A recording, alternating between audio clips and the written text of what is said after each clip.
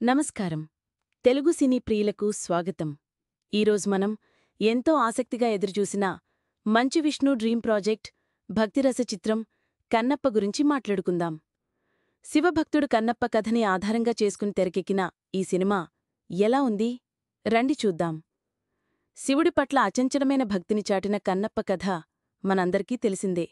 అయితే ఈ తరం ప్రేక్షకులకు సరికొత్త విజువల్స్, భారీ తారాగణంతో ఈ కథను మళ్లీ చూపించే ప్రయత్నం చేశారు దర్శకుడు ముఖేష్ కుమార్ సింగ్. కన్నప్పగా విష్ణుమంచు, శివుడిగా అక్షయ్ కుమార్, రుద్రుడిగా ప్రభాస్, పార్వతిగా కాజల్ అగర్వాల్, కిరాతకుడిగా మోహన్లాల్, ఇలా స్టార్ క్యాస్ట్ భారీగానే ఉంది. సినిమా ఆరంభం నెమ్మదిగా మొదలవుతుంది.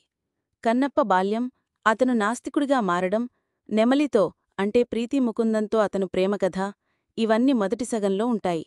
అయితే ఈ రొమాంటిక్ ట్రాక్ కాస్త సాగదీసినట్టు అనిపిస్తుంది.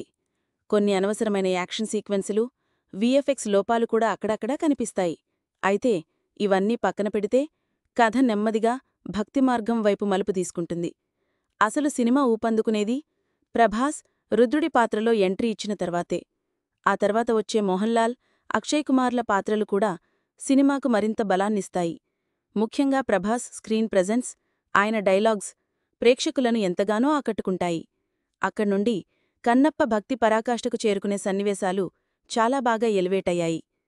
విష్ణుమంచు తన కెరియర్ బెస్ట్ పెర్ఫార్మెన్స్ ఇచ్చాడని చెప్పచ్చు. ముఖ్యంగా క్లైమాక్స్లో కన్నప్ప తన భక్తిని చాటుకునే సన్నివేశాల్లో విష్ణు అభినయం ఒళ్ళు గగురు పొడుస్తుంది. ఆ ఎమోషనల్ సీక్వెన్సులు ప్రేక్షకులను కట్టిపడేస్తాయి. ఆయన పడిన కష్టం తెరపై స్పష్టంగా కనిపిస్తుంది.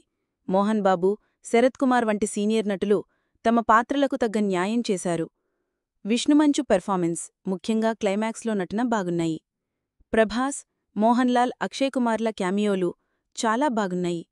బ్యాక్గ్రౌండ్ స్కోర్, సినిమాటోగ్రఫీ ఈ సినిమాకు ప్లస్ పాయింట్. మొదటి సగం నెమ్మదిగా సాగడం, సాగదీసిన రొమాంటిక్ ట్రాక్, కొన్ని చోట్ల విఎఫ్ఎక్స్ లోపాలు ఉన్నాయి. ఎమోషనల్ కనెక్ట్ కాస్త తక్కువగా ఉండటం ఈ సినిమాకు మైనస్ పాయింట్స్.